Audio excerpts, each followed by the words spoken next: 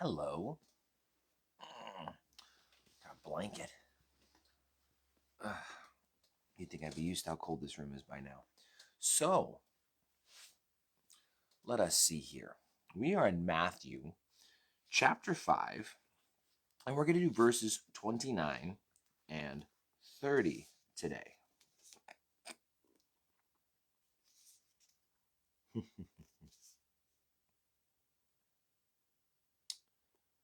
Oh, yes. All these fun stories.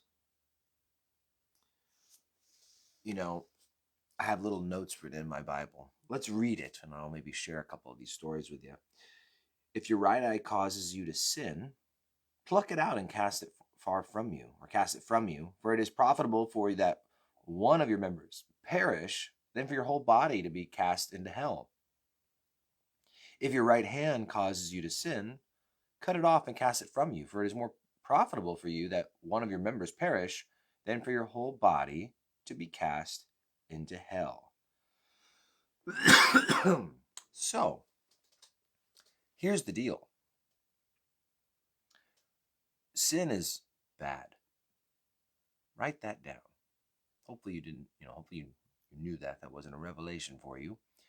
But in this part here is probably one of the best examples, maybe right next to hating your mother and father, of Jesus's use of hyperbole. Or you could describe hyperbole as emphasis by over exaggeration. Now that Sarah's here, due to our delaying here, we can actually get to the real Bible study. So here are two stories I have written in my Bible as reminders. One I got from Sandy Adams at a men's conference we were at in Longview a few years ago. And Sandy told a story of these two Vikings that were racing to get to Northern Ireland, and they agreed with each other, a gentleman's agreement. Whoever's hand could pick up, or no, yeah, whoever's hand touched the soil first wins. I think that's what it was. Just whoever's hand touches the Ireland soil wins. And the two guys are going, and he had the names of these guys. This is supposedly a true story, and he had the names of them and everything. And the two boats are going, and one boat just gets on ahead, and you can tell like they're gonna win. And the boat lands, and they begin to set their boat, get their boat to go into the water. And the other pirate pulls his boat up, cuts off his hand, and throws it onto the shore. And he won because his hand touched the Irish soil first. Aaron Ralston, a hiker in Utah in 2003, was part of a little, not a landslide or whatever, boulders and stuff came down the mountain. And he had his arm pinned by a boulder. And he was trapped in the middle of the wilderness. And after some time, matter of days, he finally cut his arm off with his pocket knife in order to get himself free so that he could actually go and get help. That's a true story too. How bad do you want it? That's really what these two verses are all about. The previous two sections we've studied together was the idea about anger. Unrighteous anger and hatred being viewed by God is like murder. It's murder in the heart. And then on Saturday, the last time we met, we talked about looking with lust. That entertaining any thought at all of a sexual nature that's of someone who is not your spouse, the person you are currently married to. Well, that's adultery.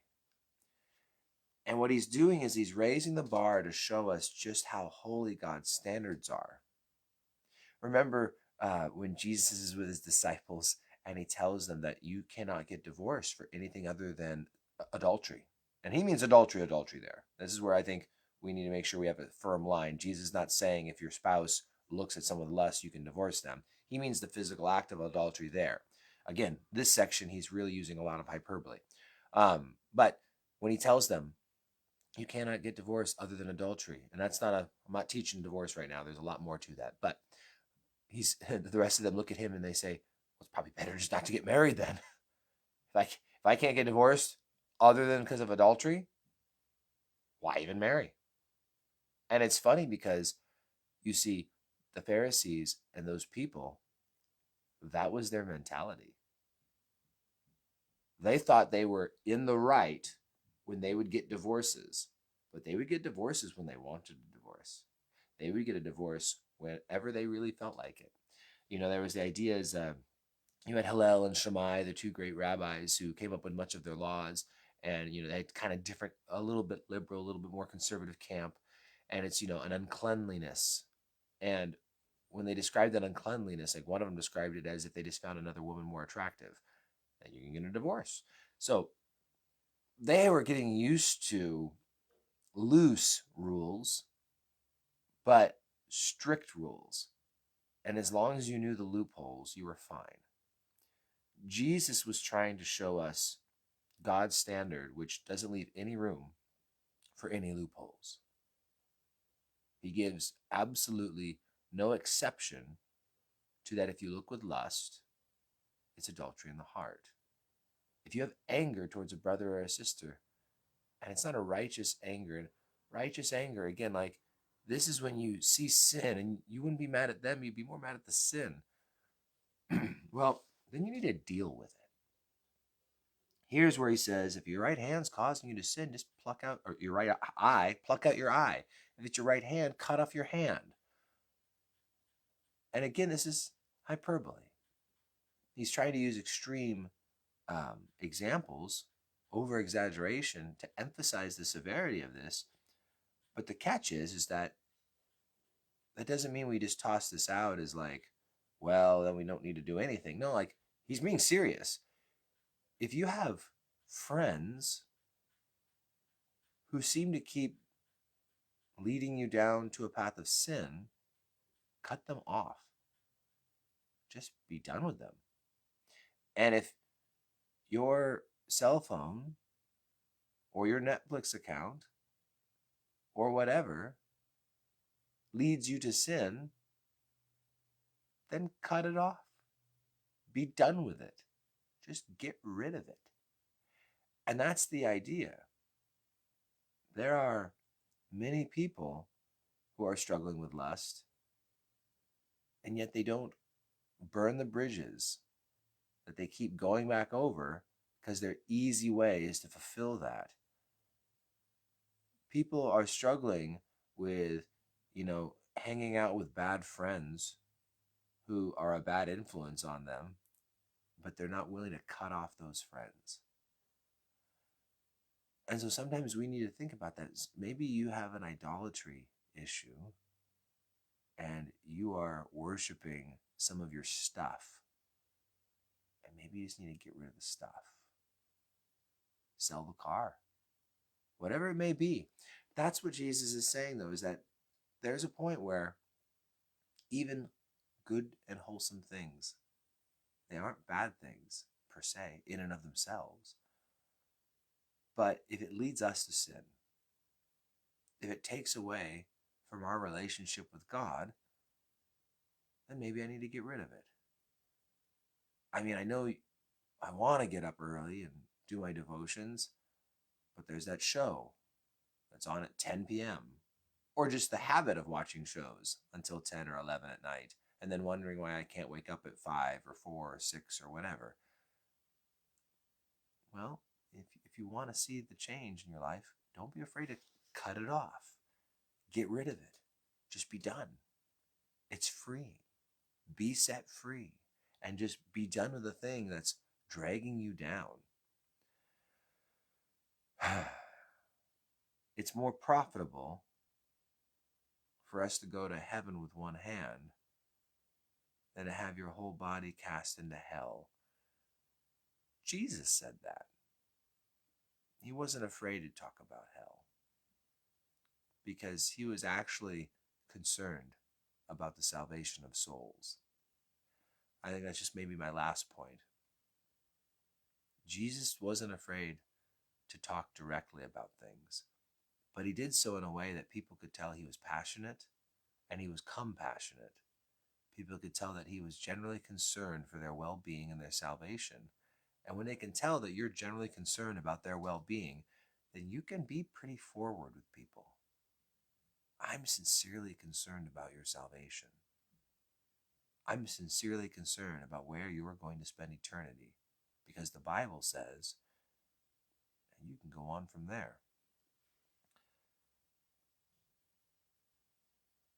Whatever your excuses are for not being more forward in sharing the gospel with your daughter, with your husband, with your friends, with your sister, well, cut it off. Get rid of the excuses. Just be done with them. And go out and do the stuff you know you ought to do. Yesterday's Ravenhill quote, there was a few of them. He says there's no more weeping when you get to the judgment seat. There's no more tears when you get to the judgment seat. There's no more prayers when you get to the judgment seat. All we have is between here and there. That's related to the no U-turn one I shared recently. I mean, he would preach kind of, the similar things in just different ways. And it's just that idea. All we have is between now and then. And one day we'll stand before God and we will have no time left to do the things that we always knew we should be doing. Your time is today. Use it well. Cut off the stuff that's going to drag you down and go out and do the stuff you know you ought to do. Be God's hands and feet on the earth. Make his church powerful once again. Bring revival to your home, your church, and your town. Cheers.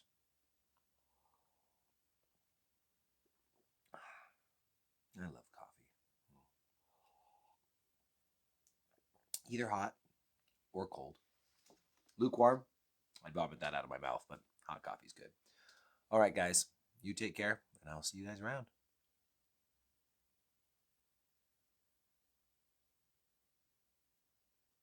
How long do you think I can hold still like that? I can do it quite a while. Okay, I'm out of here.